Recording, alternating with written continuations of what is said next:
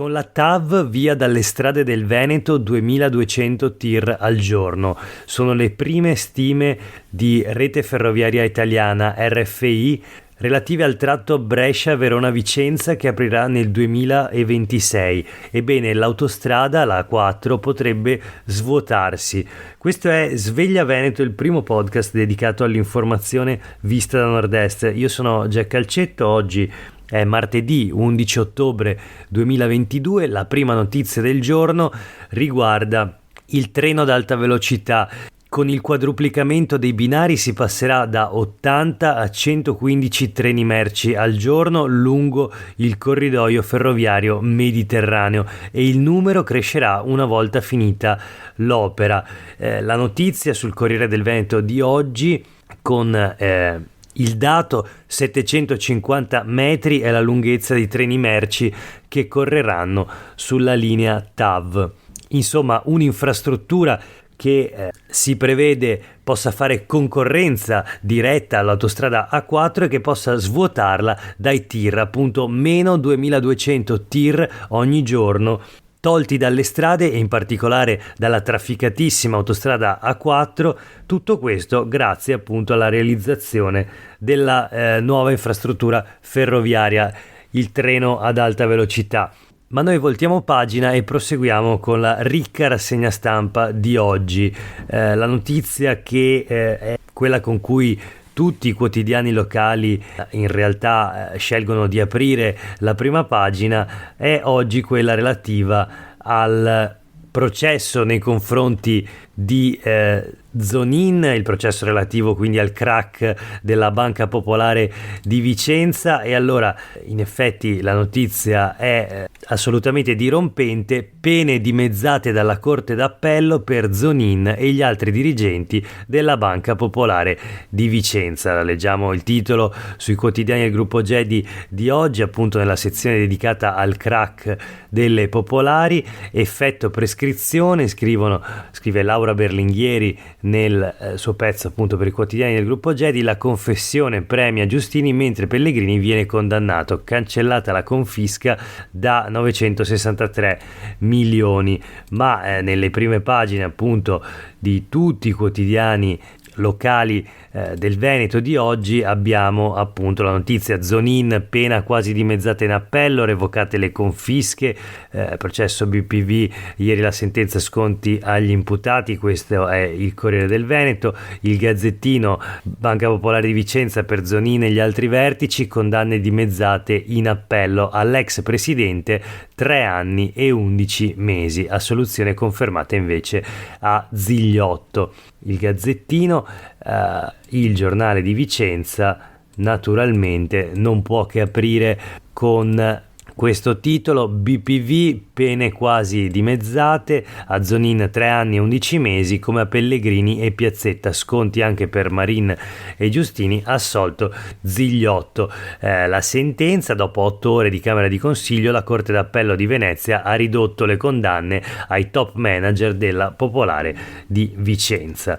Questo per quanto riguarda il processo e la vicenda del crack delle banche popolari venete, in particolare della Popolare di Vicenza. Proseguiamo, si parla ancora di addizionale IRPEF, della nuova Zaia Tax. Oggi sui quotidiani del gruppo Gedi la dichiarazione di Ivan Bernini, segretario generale della funzione pubblica CGIL del Veneto, che prende una posizione netta, dice: adeguare l'IRPEF ora è necessario e si riveda l'assistenza territoriale.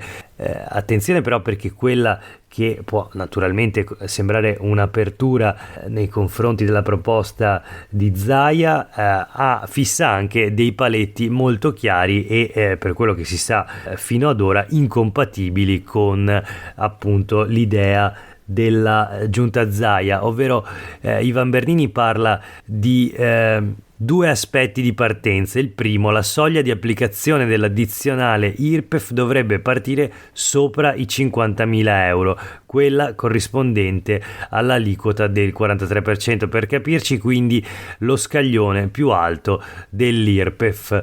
Secondo aspetto: la destinazione strutturale di queste risorse che la Regione prevede di incamerare deve essere assegnata al capitolo non autosufficienza, accompagnandola però alla riforma del sistema residenziale e dell'assistenza territoriale. Le due cose devono necessariamente camminare assieme, dice Ivan Bernini della Funzione Pubblica CGIL del Veneto, richiedono una visione di sistema coerente con tutte le previsioni demografiche, epidemiologiche e sociali.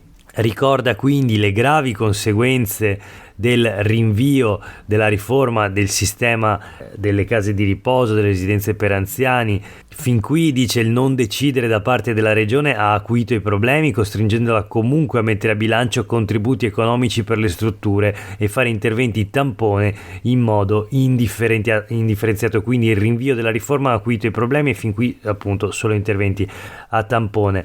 L'altra stoccata che Bernini riserva alla maggioranza in regione è la seguente: ciò che sorprende sono i distinguo dei consiglieri regionali che stanno nel campo della maggioranza. Mi sarei infatti aspettato che l'ipotesi avanzata dal presidente Zaia fosse stata concertata e preparata almeno tra i capigruppo della coalizione di centrodestra. A quanto pare non è andata così e potrebbe essere necessario un approfondimento che è politico prima che tecnico, evitando che il provvedimento sia bloccato sul nascere. Stupisce, conclude quindi Bernini, che la proposta non sia già stata condivisa nel centrodestra. E parlando sempre di politica regionale, ma ora più che della nuova Zaia Tax, quindi dell'addizionale IRPEF, di un altro tema appunto citato anche da Ivan Bernini relativo alla crisi e al bilancio della regione, l'assistenza agli anziani. Ieri avevamo sentito le parole di Zaia che in qualche modo spronava l'assessora alla sanità e al sociale Emanuela Lanzarin a realizzare la riforma appunto delle IPAB, una dichiarazione particolare in quanto naturalmente la competenza, chi deve approvare la riforma insomma non è certamente l'assessore regionale ma il consiglio regionale.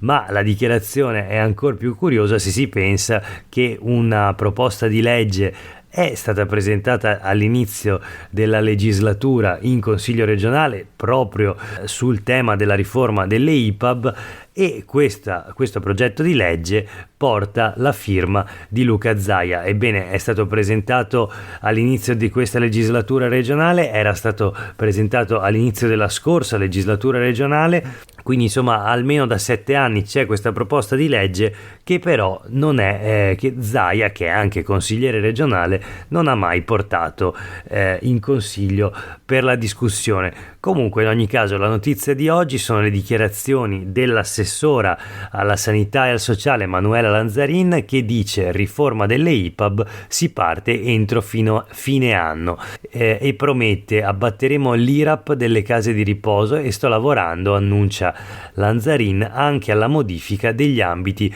territoriali sociali. Ecco, queste le parole dell'assessora regionale alla sanità. Vedremo e naturalmente attendiamo di conoscere i contenuti di questa riforma delle IPAB.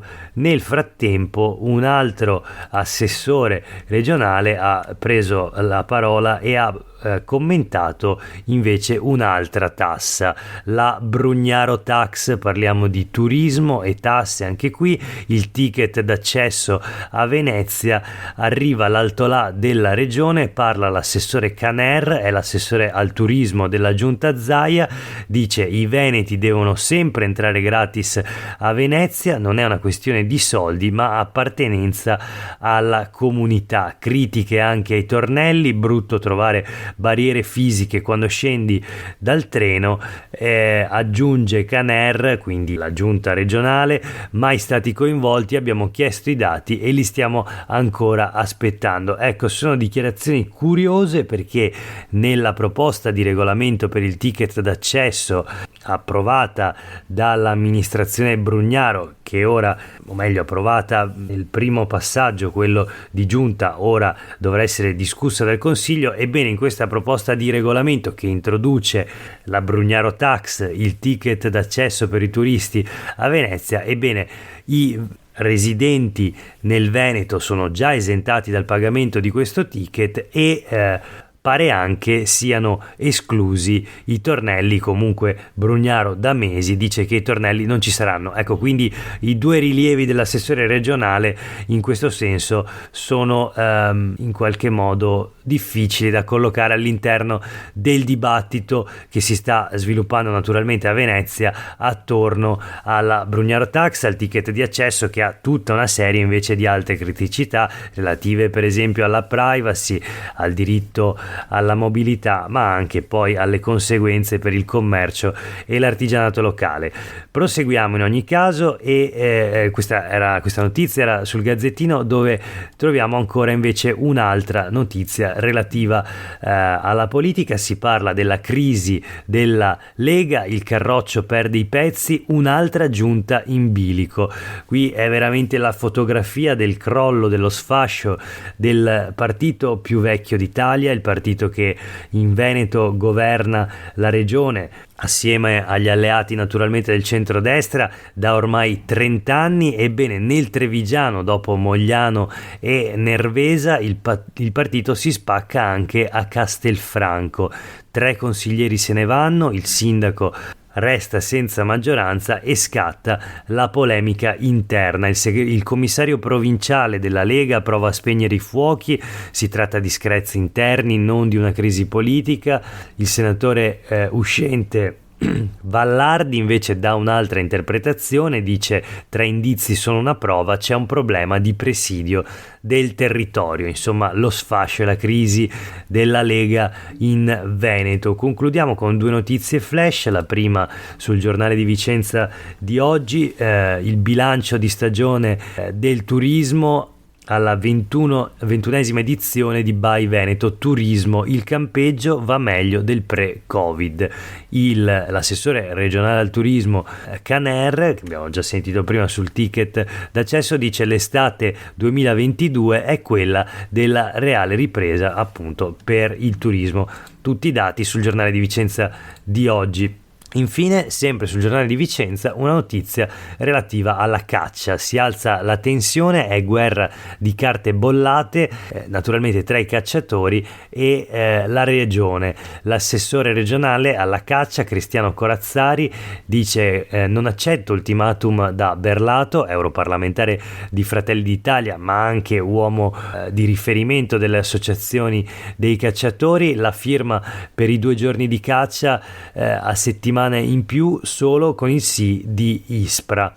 Dall'altra parte le opposizioni denunciano che l'ostruzionismo da parte della regione nei confronti dei cittadini che chiedono il divieto di caccia nei propri terreni. In tanti hanno segnalato un diniego per motivi incomprensibili, altri ancora sono in attesa di una risposta dalla regione per poter vietare la caccia nei propri terreni, un diritto garantito da una legge regionale che però ha difficoltà ad essere approvata. Si tratta di 640 richiedenti, pari a 10.000 ettari di territorio Veneto, dove anche oggi viene ancora esercitata l'attività venatoria contro la loro volontà. Questo è ostruzionismo, dicono i consiglieri regionali dell'opposizione che hanno presentato un'interrogazione alla giunta regionale. Vedremo quale sarà la risposta appunto dalla regione. Per oggi è davvero tutto, grazie per aver ascoltato questa puntata di Sveglia Veneto.